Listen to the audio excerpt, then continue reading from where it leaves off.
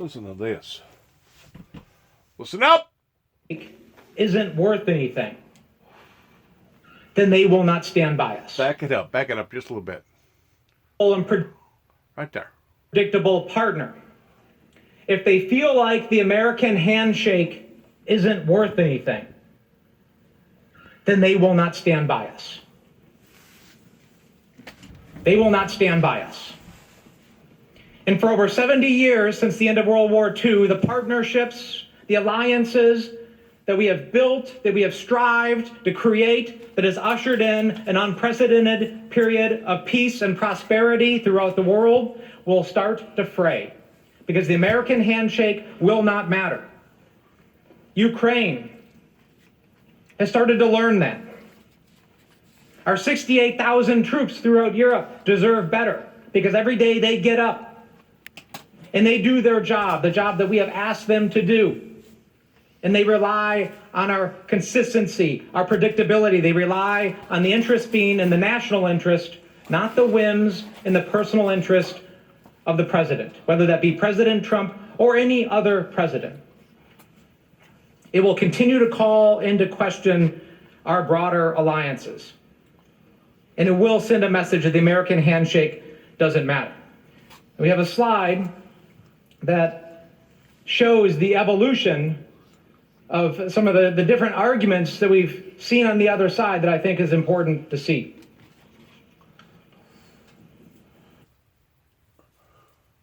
Russia, if you're listening, I hope you're able to find the 30,000 emails that are missing. I think you will probably be rewarded mightily by our press.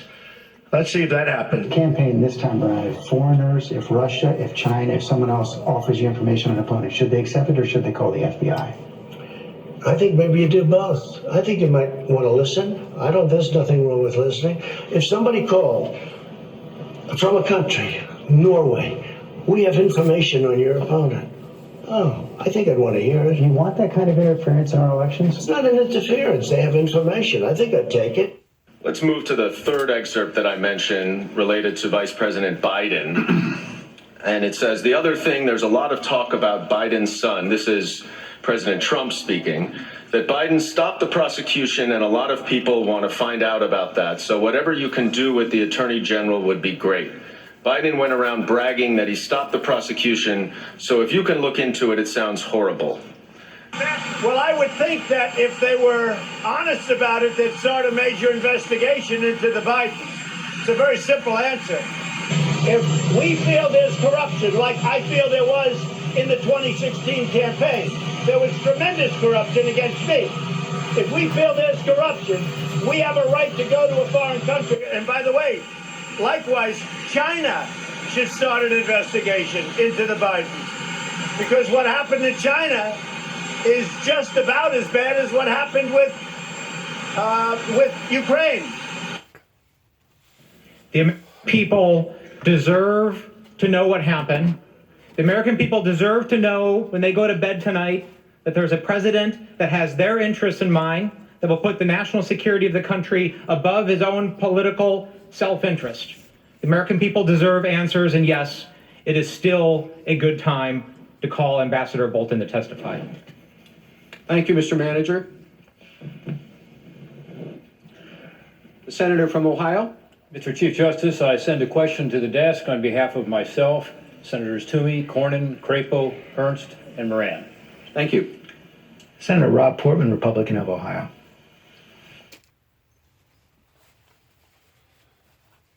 Where's this guy at? There he comes. No, that ain't him. The question from Senator Portman and the other senators is for the counsel for the president. I have been surprised to hear the House managers repeatedly invoke constitutional law professor Jonathan Turley to support their position, including playing a part of a video of him. Isn't it true that Professor Turley opposed this impeachment in the House and has also said that abuse of power is exceedingly difficult to prove alone without any accompanying criminal allegation? Abuse of power has never been the sole basis for a presidential impeachment and was not proven in this case. They're kind of handling this kind of like a game show host. Like they're asking questions, and if you can give the right answer, you score a certain amount of points. I don't know.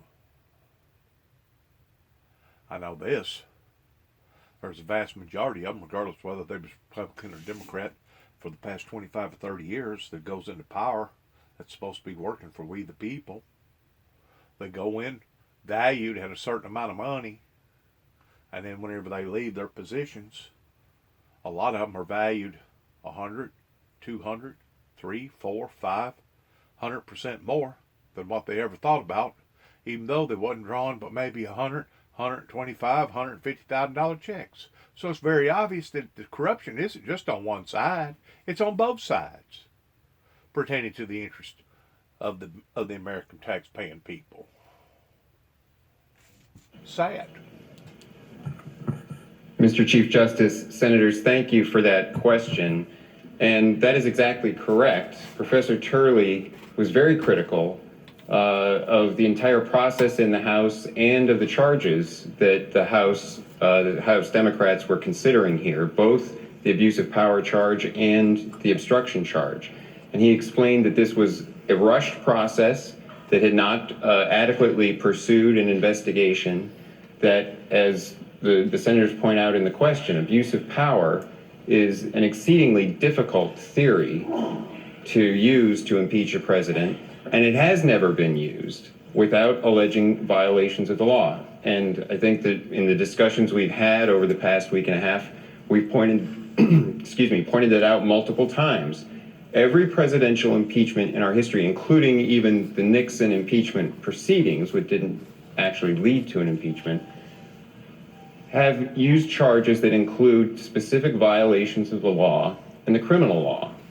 Andrew Johnson was charged mostly in counts that involved violation of the Tenure of Office Act, which the Congress had specifically made punishable by fine and imprisonment, and even wrote into the statute that violation would constitute either a high crime or a high misdemeanor, but one of those terms, to make it clear that it was going to be used to trigger an impeachment.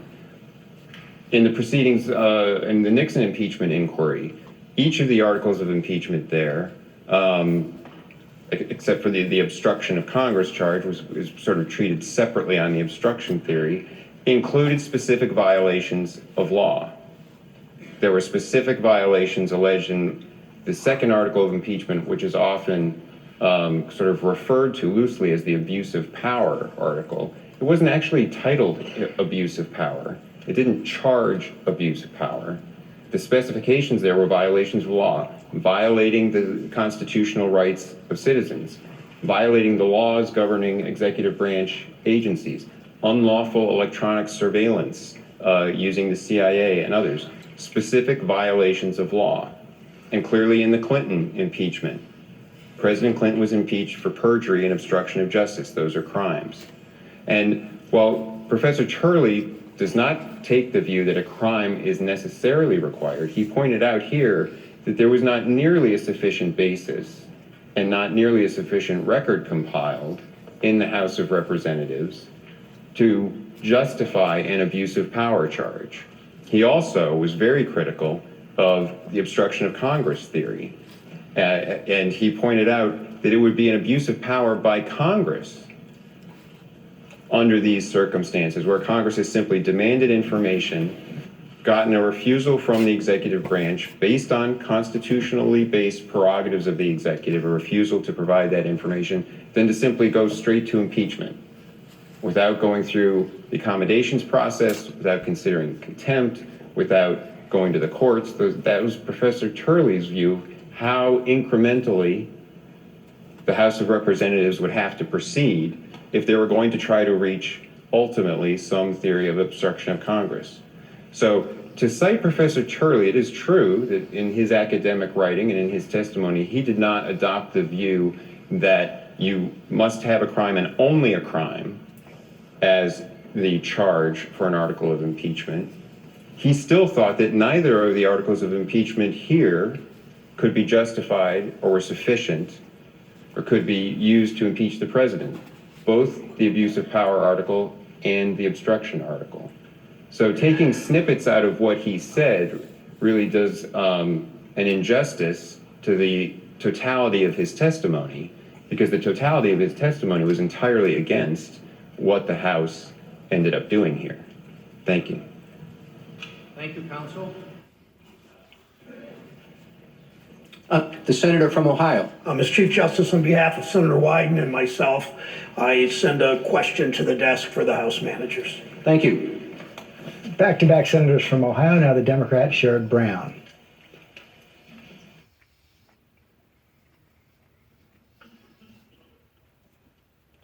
Senator Brown and Wyden asked the following question for the House managers. During yesterday's proceedings, the President's counsel failed to give an adequate response to a question related to whether acceptance of information provided by a foreign country to a political campaign or candidate would constitute a violation of the law, and whether offers of such information should be reported to the FBI. FBI Director Christopher Wray, who was appointed by President Trump, has said, quote, "If any public official or member of any campaign is contacted by any nation state or anybody acting on behalf of a nation state about influencing or interfering with our election, then that is something that the FBI would want to know about," end quote. "And we'd like to make sure people tell us information promptly so that we can take the appropriate steps to protect the American people," end quote. If President Trump remains in office, what signal does that send to other countries intent on interfering with our elections in the future, and what might we expect from those countries and the president? That's a darn good question.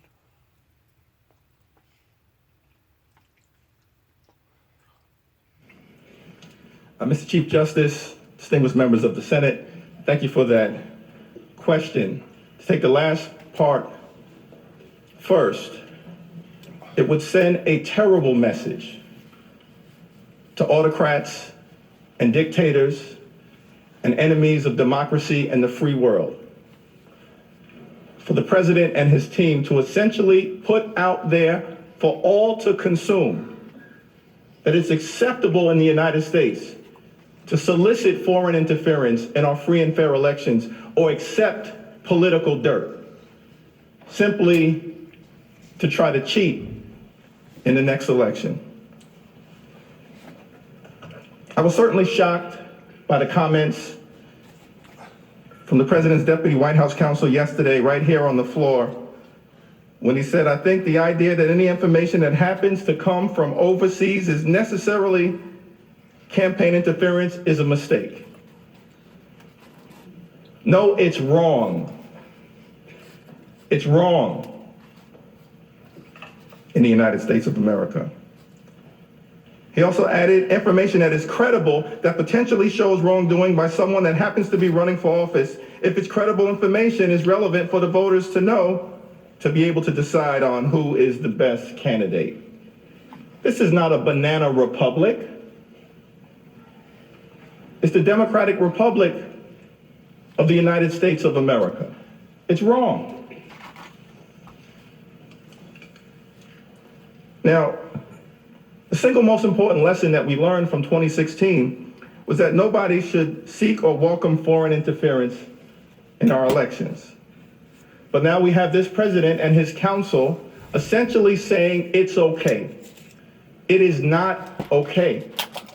It strikes at the very heart of what the framers of the Constitution were concerned about: abuse of power, betrayal by the president of his oath of office, corrupting the integrity of our democracy and our free and fair elections by entangling oneself with foreign powers. That's at the heart of what the framers of the Constitution were concerned about.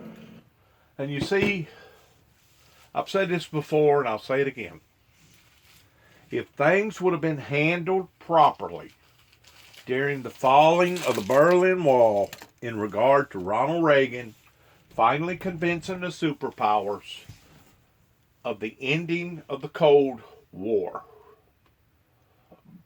If things would have been handled professionally and properly, I don't think all this sneaky, underhanding, illegitimately dealing between either the president or the vice president or other heads of state, as well as senators and congressmen, would have ever went on, including our own state representatives, because a lot of them, I just got to discussing this a while ago with somebody, a lot of them, I don't know who the female is, but she was only valued at X amount of dollars, and now she's been in there for 25 years, and now she's almost like $30 million.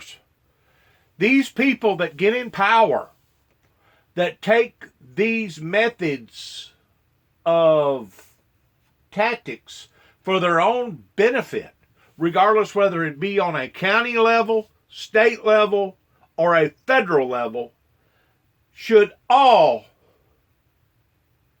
play a part in being reprimanded by we the people. Because it got out of hand whenever things was not correctly done, whenever Ronald Reagan finally convinced the superpowers that the world was not going to end by a Holocaust, by a nuclear Holocaust, but it was going to end the way that the Bible predicted for it to end. But that's just it. The American churches, the American politics, never did put that into circuit.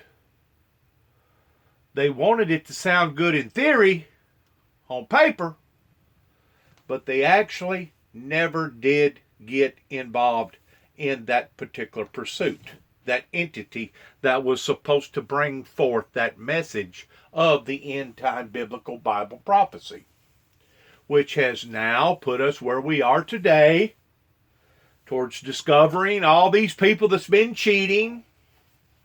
You know, kind of like Dick Cheney, valued at $3 million whenever he went in, but whenever he went out, he was valued at over $40 million.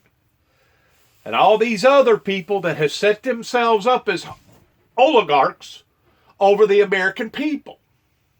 And now, with us being $23 trillion in debt, it's like, my God, who's really been manning the store here? Well, I'm going to tell you who's been manning the store. Thieves and robbers. And the thieves and robbers has been taking care of other thieves and robbers, which has contributed that much more solely to the depth of our national debt. And now, this has all come out into the general eyes of the people, and it's not just one particular group. It's a lot of them that have gotten caught with their hands in the cookie jar.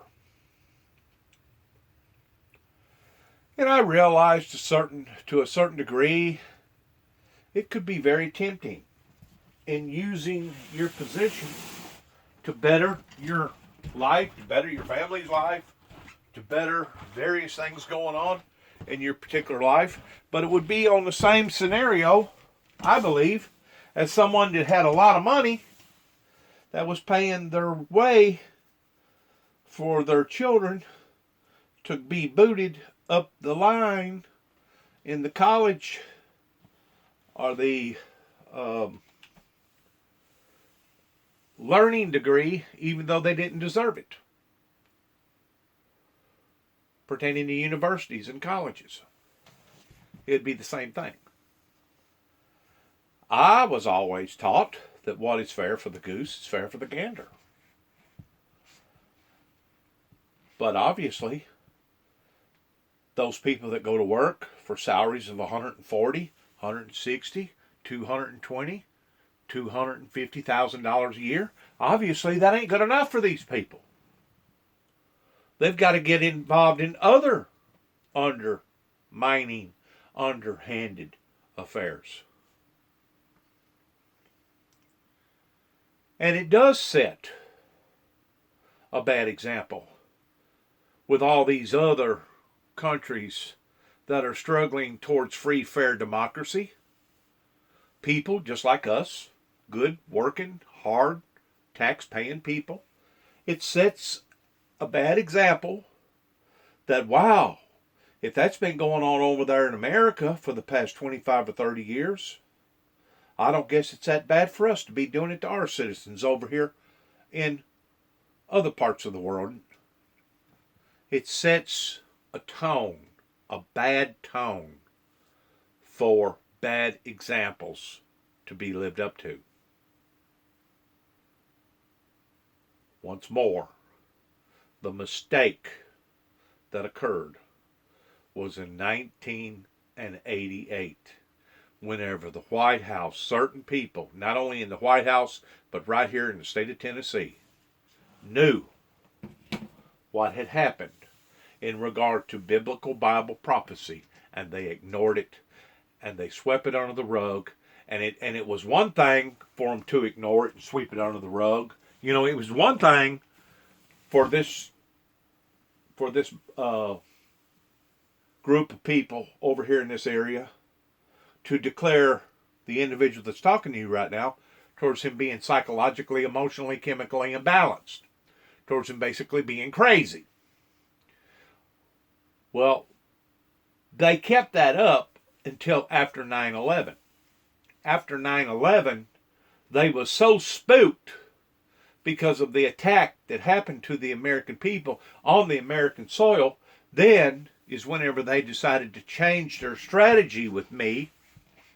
I repeat, the individual that's talking right now, they decided to change the strategy on him to the point that now it wasn't good enough to try to convince the American people and the world that this individual is Looney Tunes, but now we're going to try to paint him up so that the rest of the world will see him as him being some sort of a homegrown terrorist in American soil, on American soil. Talk about hitting below the belt. It was one thing for Homeland Security to order for the sword to be taken from the ministry, but it was another thing whenever they stepped as far as what they did in 1990 or 1991 in Wheeling, West Virginia, towards trying to promote me as me being a homegrown terrorist, like I was some sort of an assassin going to take out George Walter Sr. Bush's life. That just topped the cake right there. I mean, just absolutely topped the cake. And of course, after 2005, I had the event that happened up here in Martin, Tennessee, in a group of people that wanted to use the terminology of falsifying files, which was nothing more than a mere pure lie, false accusations, and then it escalated into what occurred up towards western Kentucky in regards to Paducah, Kentucky, and land between the lakes and Grand Rivers, and up in that area pertaining to the United States federal courts there in western Kentucky, as well as Hopkinsville, Trigg County, and Christian County, Kentucky. Once more, land between the lakes. And then, of course, there was another jab there in Oklahoma City, Oklahoma, as well as a smaller jab in Atlanta, Georgia, while I was working in Kennesaw. So we can see event after event after event that just hasn't happened to the founder of the Windmill Ministries that once more is speaking to you right now. But all these other events towards seeing, bringing transparency to this congressman, to this senator, to this vice president, to this group of people, regardless whether they're Republican or Democrat. We see event after event after event after event. So you're absolutely correct in what you're saying, that it gives out a very, very horrible message to the rest of the free world that wants to be a free world by thinking, oh my God, we thought that the Americans was playing uppity up. Oh no, not whenever they attacked one of their own and basically was out to destroy that individual's life because they know that that individual had been chosen by God of bringing forth a certain particular message. But because they didn't like the message, they didn't like the messenger. And because they didn't like the messenger, they tried to destroy the messenger. And by them trying to destroy the messenger, they have brought destruction to their own front door, to their own government, to their own retirement, to their own self-worth. They have brought Achilles' heel to the American land towards us being $23 trillion in debt and 2.3 incarcerated prisoners, either in jail or inmates or prisoners either in prison or inmates in jail. They have brought this type of condemnation now upon to themselves and upon to their children and upon to their children's children because of this act of injustice that has occurred, that has violated every ethnic rule pertaining to what our Constitution stands for, going all the way back to 1989, whenever the ministry first got attacked by Homeland Security in that degree. In addition to what had happened in my personal life in 1983 in Kenton, Tennessee. These are all proven, not just accusations, but statements that I've got paperwork to validate what I'm talking about. In other words, I'm just not getting up here rambling and don't have no just cause in rambling, because I can prove every iota in the things that I'm talking about. And various officials, not only in this county, which is Weakley County, Tennessee, but in Obion County, Tennessee, Madison County, Tennessee, the state of Kentucky, as well as the state of Oklahoma, as well as the state of Georgia, knows these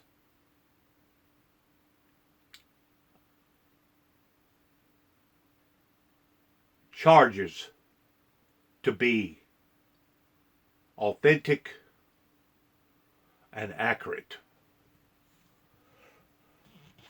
They know, but still can't get nothing done. Still can't be exonerated for how these people have tried to paint the founder of the windmill ministry up as being either a lunatic or a monster. Still to this day, January, what is it, the 28th, 29th, Thursday, 2020? I don't know, maybe the 27th. I'm thinking it's the 28th. Still can't get no confirmation, exoneration from these devils that have tried to destroy my life. Let's listen to some more of this. This is really and truly a sad day for not just the American people pertaining to the taxpayers, but it's a sad day for the church society all over this green, blue planet that we call Earth. It's a sad, sad moment in history. Sad moment. Don't just trust me. We have several folks who have made this observation. The FBI director, Yeah, we've made the Trump observations. FBI director, Okay.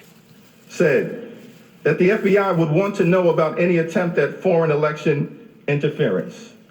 And the chair of the Federal Elections Commission also issued a statement reiterating the view of U.S. law enforcement. She said in part, "Let me make something 100% clear to the American people and anyone running for office.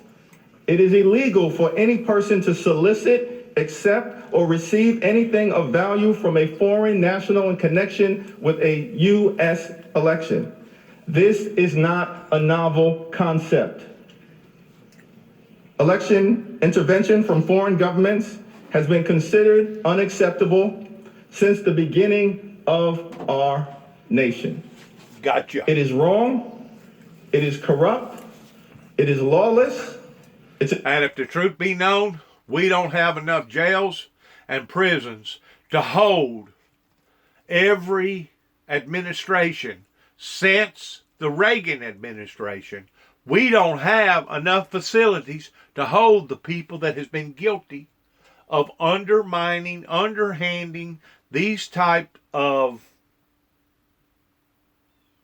hoodooing events that has occurred, regardless whether it has occurred on the Republican side or the Democrat side. If the truth be known, there's probably hundreds, if not thousands of people that need to be addressed right now towards these affairs that has happened in the past. But because the American law says there is a statute of limitations on basically getting away with robbing the bank, we can't go back and prosecute these people for what has already occurred, even though we're $23 trillion in debt. That is called a travesty. When you have that much corruption that has caused that much damage, that is called a travesty. And how these people can still look at each other in the mirror and be boastfully proud of what that they have done and how that they have done it, pertaining to fattening their own pockets.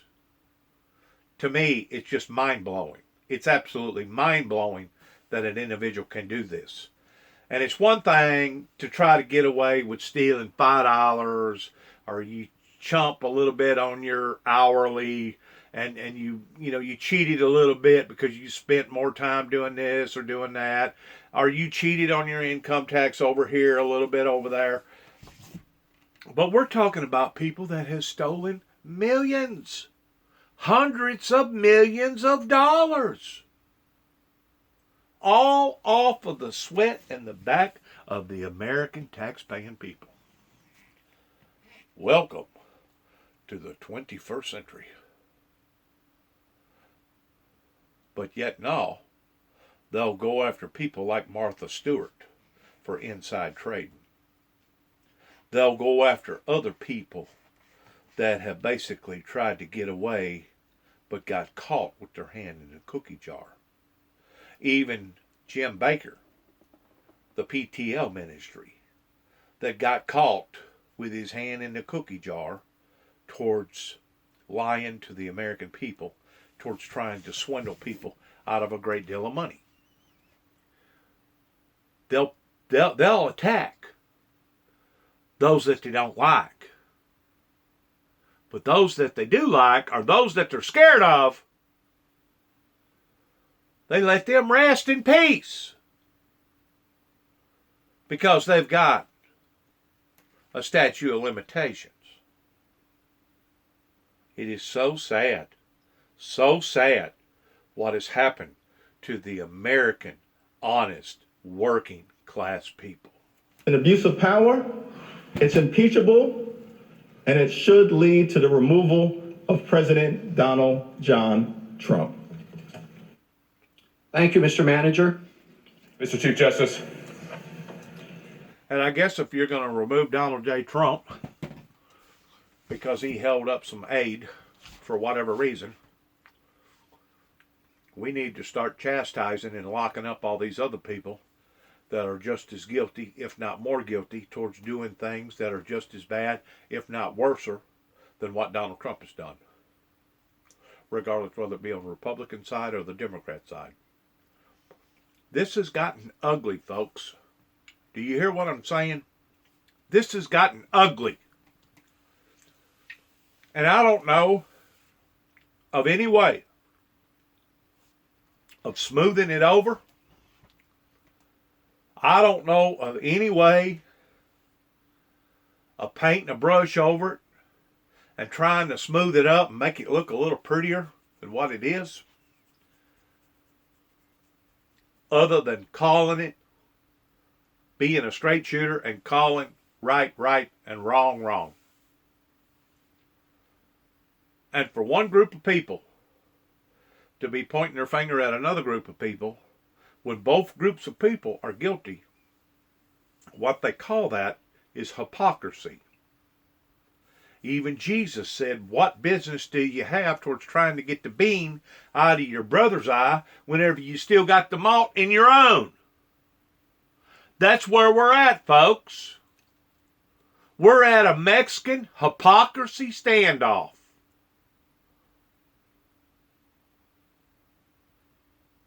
Pertaining to right and wrong. And what the American people is seeing is wrong on both sides.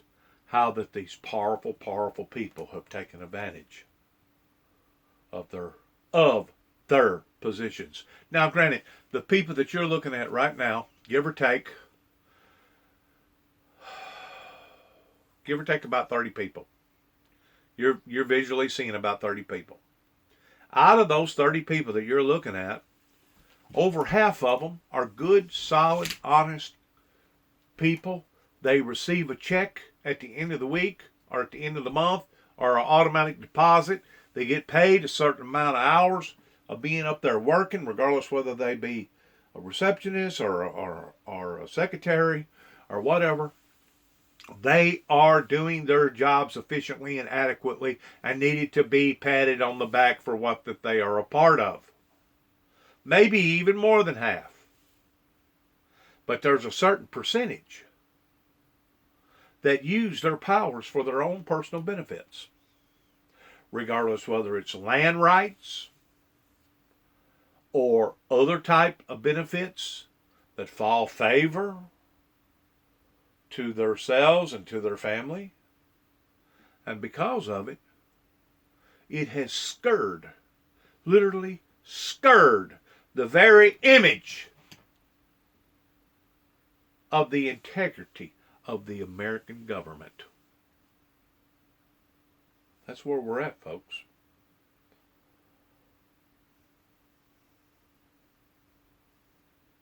That's where we're at. And my percentages may be off a little bit.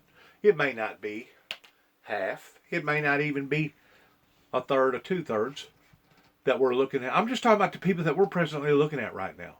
Do you have any idea how many people that is associated with government? Not just federal government, but if you put all of them together, state government, federal government, and county government, do you have any idea how many millions of people that you would be looking at? Just to give you an idea of what I'm talking about. It would be millions. I'm pretty sure there's ways that you could probably calculate it and figure it out, regardless whether they work in the county seat, the state seat, or the federal seat. I'm pretty sure there's a way that you can figure it out. But it would be millions. And there would be a certain percentage of those people that are just as nasty and just as corrupt and just as greedy as it would be if we had the Taliban working in their place.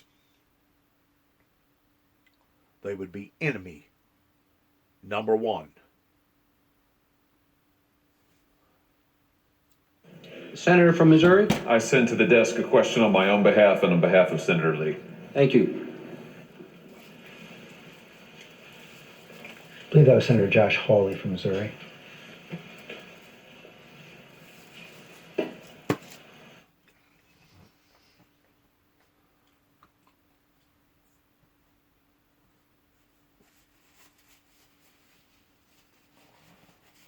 The question from Senators Hawley and Lee is for counsel for the President. United States federal courts have held, most prominently in the Blagojevich case, that it is not unlawful for a public official to condition his official acts on official acts performed by another public officer. Is there any application to the allegations against President Trump?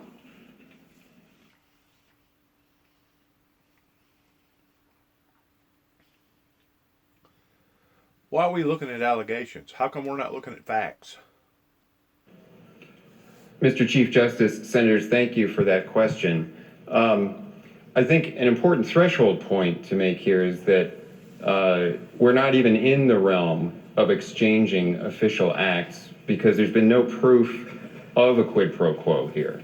We're not in the realm of a situation where there's one official act being traded for another. I think that we've gone through the evidence that makes it quite clear that both with respect to a meeting with the president, a bilateral meeting, and with respect to the temporary pause on the security assistance, the evidence just doesn't stack up to show that President Trump linked either of those. Both took place, the meeting and the release of the aid, without Ukrainians doing anything, announcing or beginning any investigations. There's nothing in the transcript linking them as a quid pro quo. Once more, it goes back to the analogy that somebody used earlier. I think it was about a month ago. What difference does it make if the bank robber, he or she, got away with getting the money that they was after? The bottom line is that their intent was to rob the bank. And because their intent was to rob the bank, because they got caught, or even if they didn't get caught, they're still labeled as thieves, bank robbers. For some reason, maybe the die went off in the money. Maybe the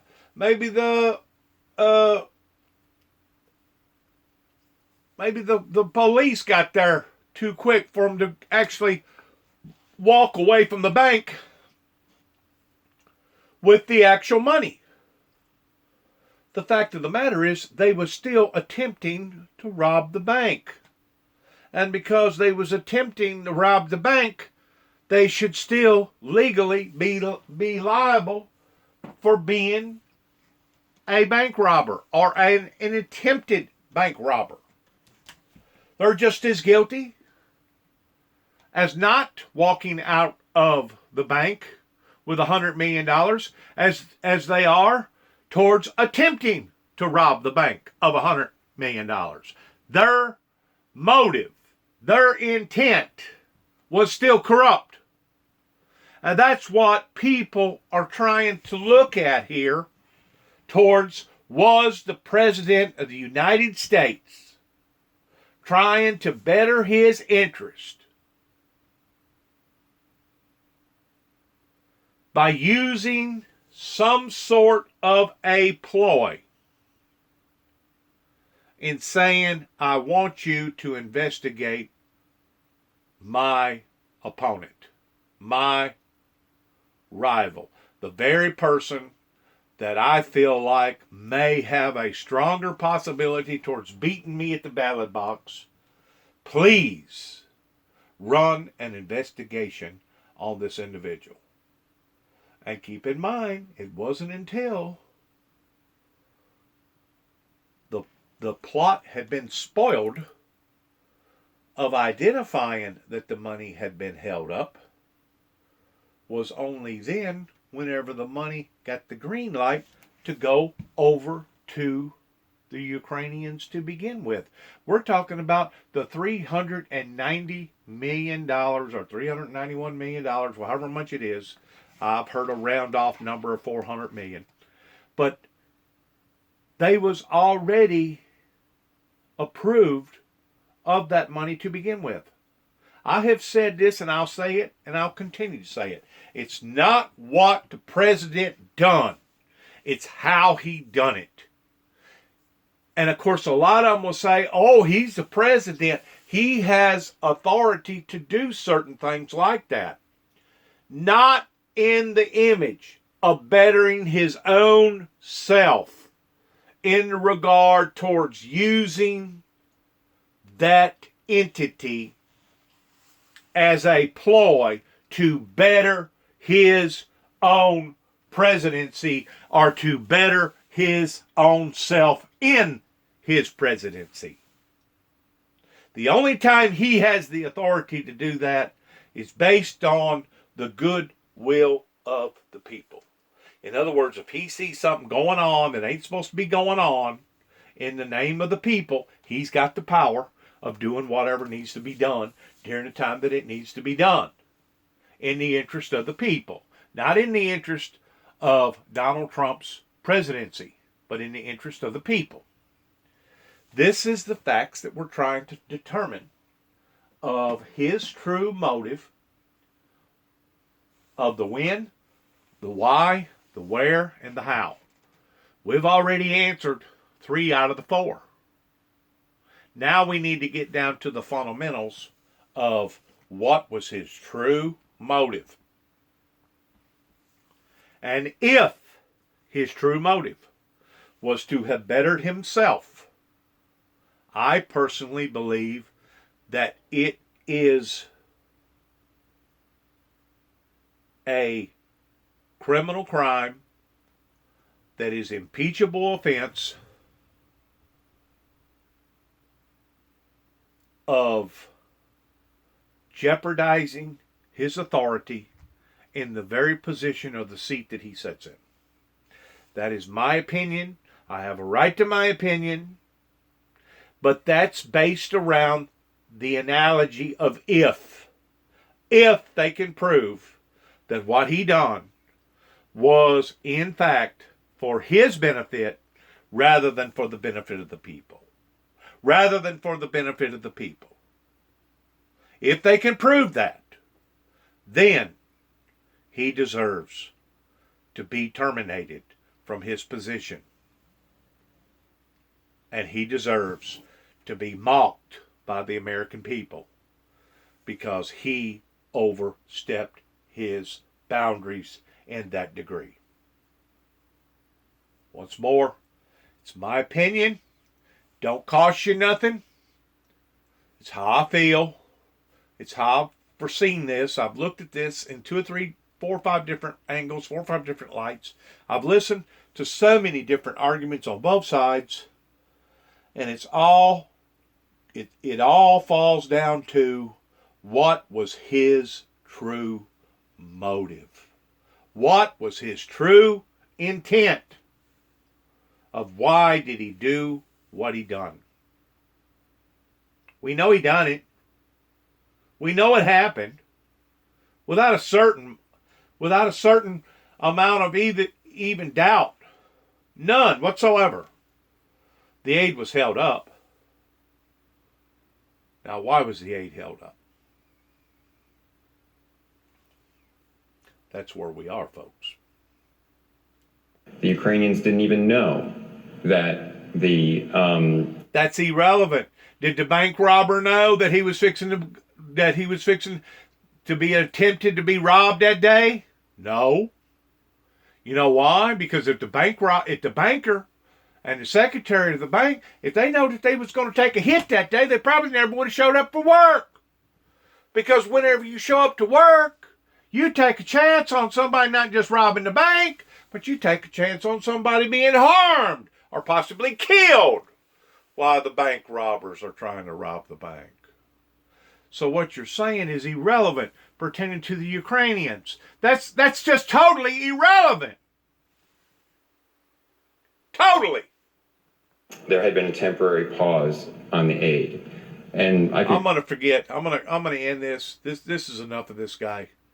You know, I've heard so many stain-washed testimonies. I've heard good testimonies, but I've heard so many stain-washed, incredible, illogical approaches about all of this, to the point it's massive confusion.